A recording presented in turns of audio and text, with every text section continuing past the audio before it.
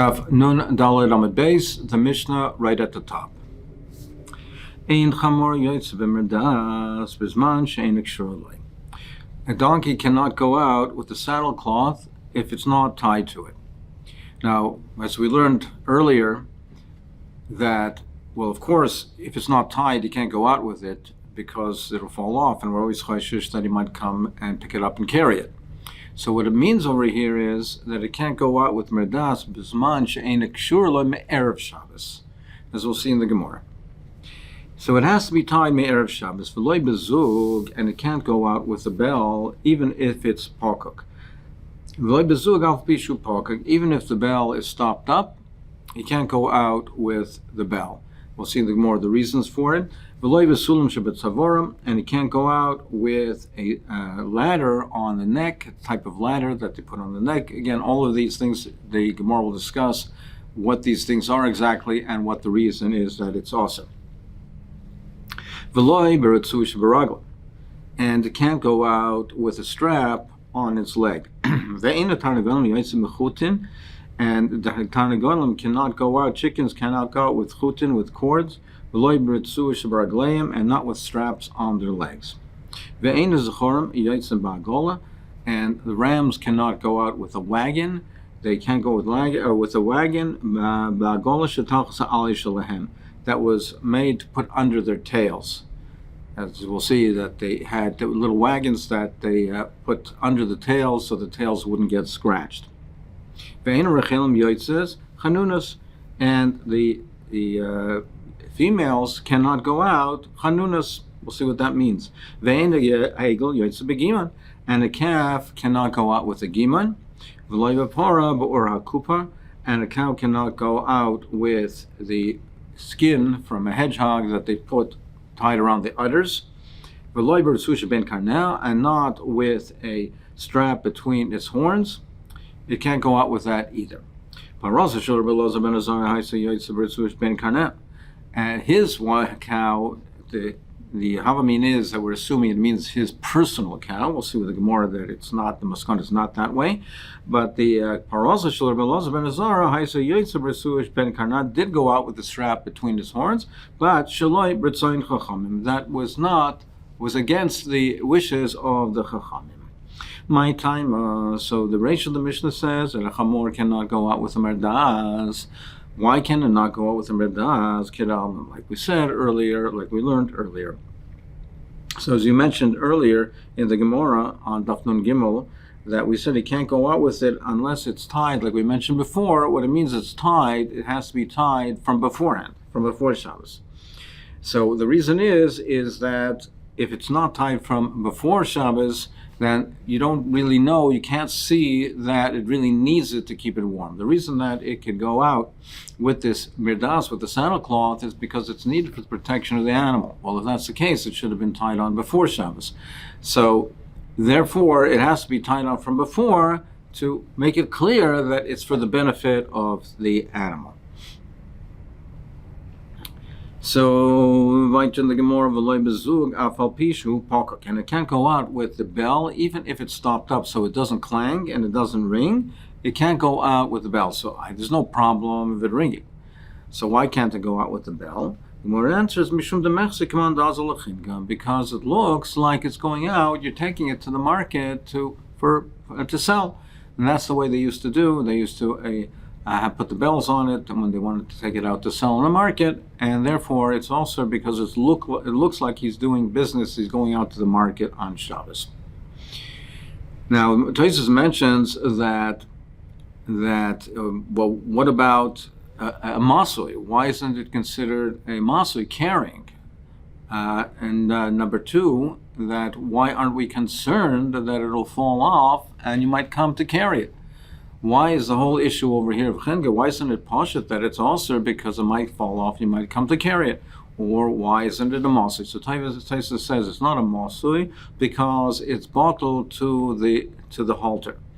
It was attached to the halter, and it's bottled to the halter. So therefore, it's not considered carry in masui because it's bottled the ukaf, and we're not concerned that it might slip and fall off, and you might come to carry it because we're talking in a case where it's orig, where it's woven to it, so we don't have that concern. But in echanami, if it was not woven to it, it would be also for that reason as well.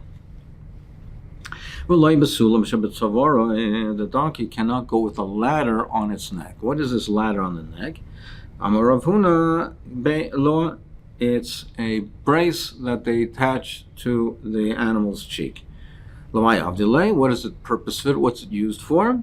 If the animal has a wound, so it doesn't turn and scratch it. So they put that to be as a protective covering, so that it doesn't turn around and scratch the wound.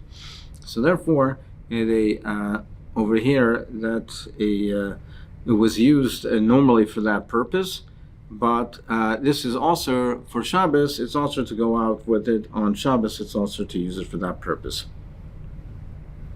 Now, we learned earlier that splints are mutter.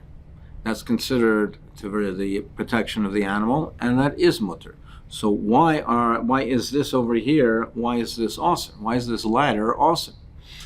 So the chiluk is that Rashi explains that this is more expensive, and here we are concerned that he might come and if it falls off, he might come pick it up and carry it. So therefore, it's also. And it can't go with a strap on its leg. What is the strap for? They make it to prevent the animal from hurting itself, from injuring itself. If an animal who steps and their legs were short and their steps would be short steps, they would knock into each other and it would hurt his legs. So they put this as a protective gear to protect the animal so it doesn't hurt itself. And a chicken doesn't go out with a strap on its legs. They made the strap so that the chicken that doesn't break kalim, doesn't break vessels, because they sometimes would pick up their feet and cause pebbles and stones to go flying and would break vessels and break kalim. So they tied this so that their feet they would not be able to pick up their feet that high and be able to kick the stones, which would cause the damage. And the rams cannot go with a wagon. They put this wagon, what was it for? The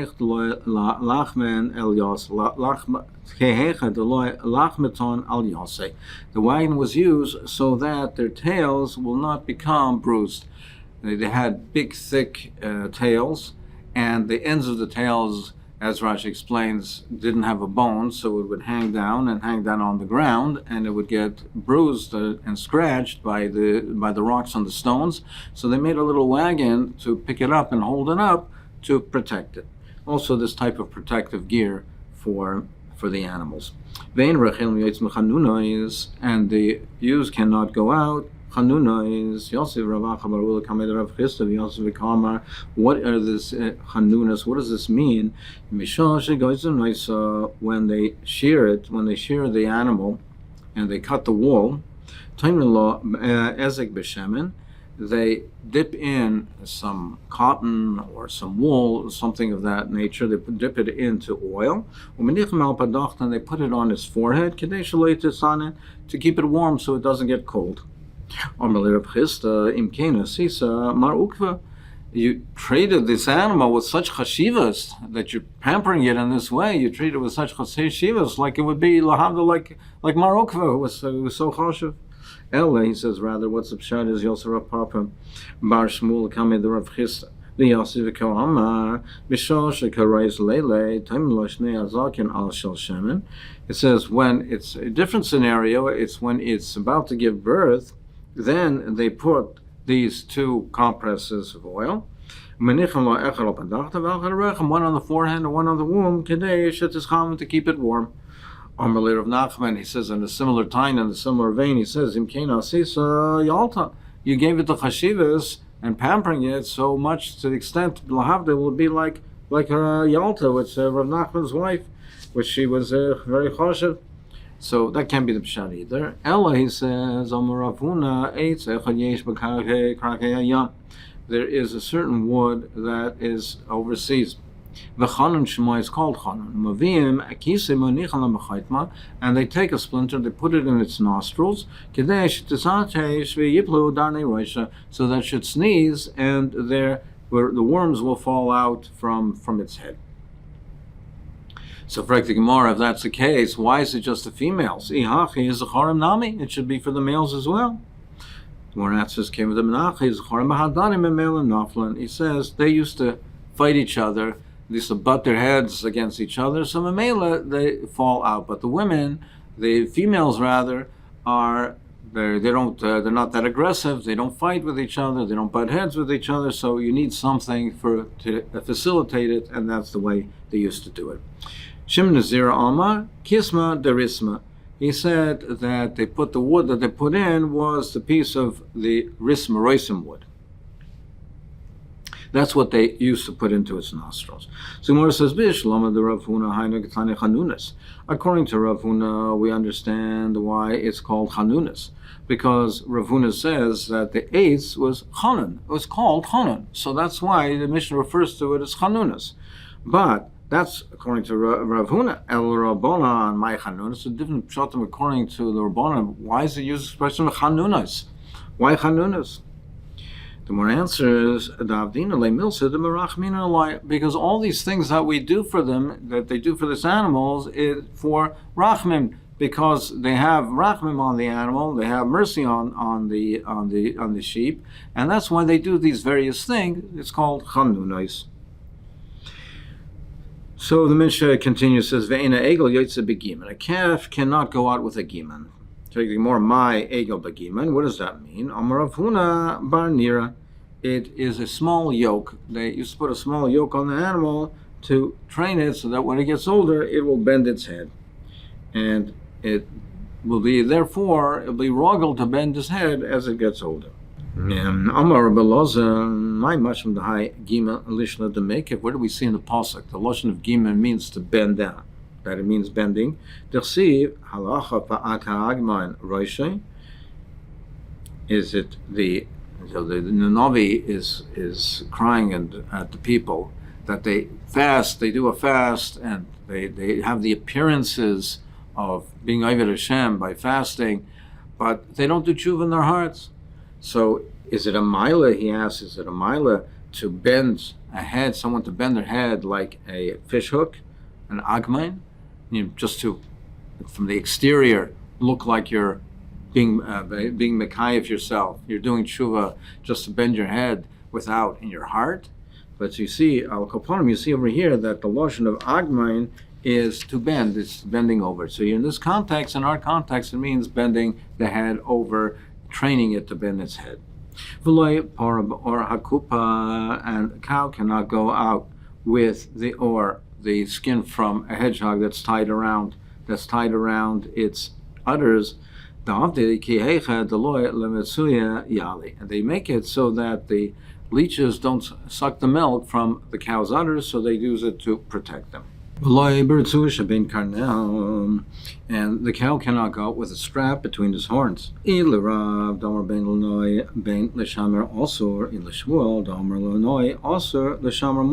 also according to both of them. According to both, Rav, who says something that's for the beauty of the animal, just to beautify it, l'noi, or whether it's l'shamer, to protect it. It'd be also, according to Shmuel, who says l'noi is also l'shamer, is muter, but this over here would be also, this is called that nitirusa yisera, it's excessive, and it would be considered a masoi carrying. According to both of them, it would be aser.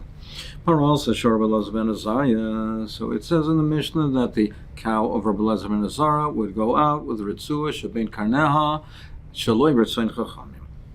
In fact, more of a hara para havale. It says parosa, his cow. He only had one. He was very, very wealthy. 12,000 calves.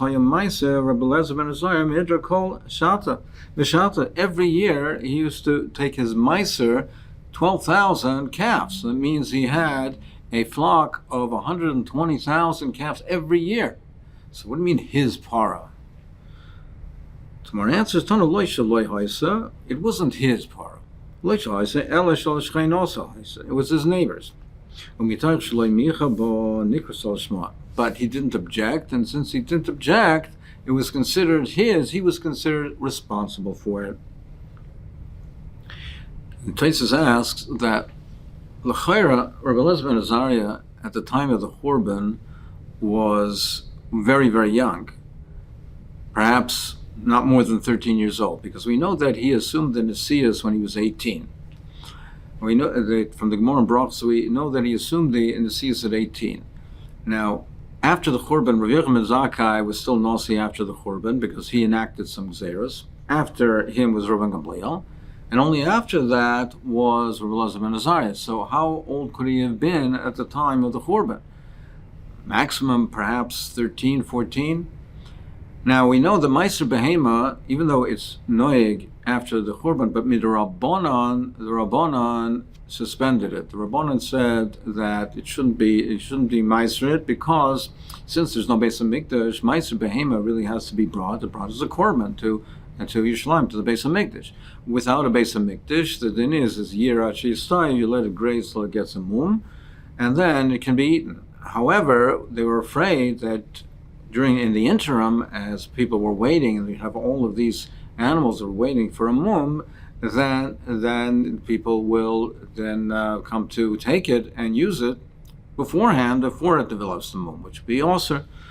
So therefore, they were geyser the minig zera on Meiser Behema. So if that's the case, then Rabbi Eliezer ben Azariah, when he was a gadol, it was already after the Churban.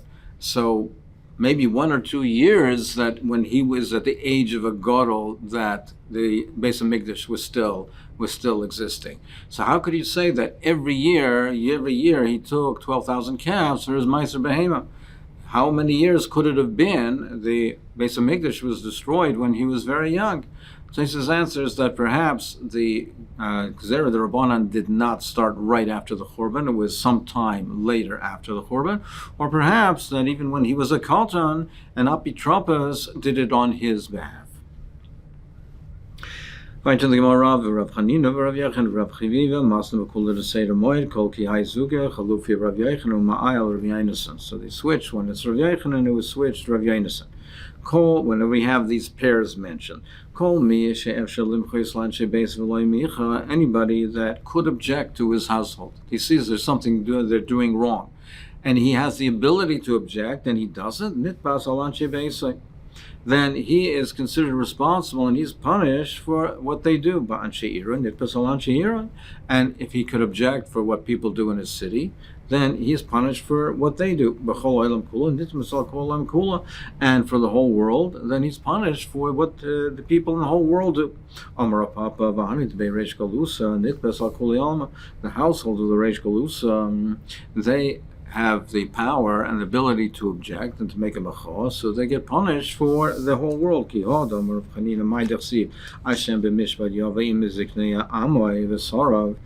So Hashem will punish, and he'll judge the Zakanim and the rulers.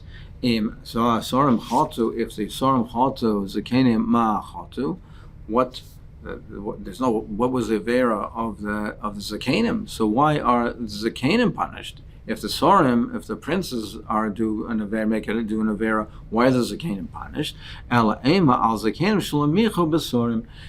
They are punished because they don't object. The Zakanim who could object, and they could prevent the others from doing it. If they don't, they're punished for the Avera of the Sarim. This concept that someone who has the ability to be Moich and is not, Nitpas, he's Nitpas on the Avera of those others.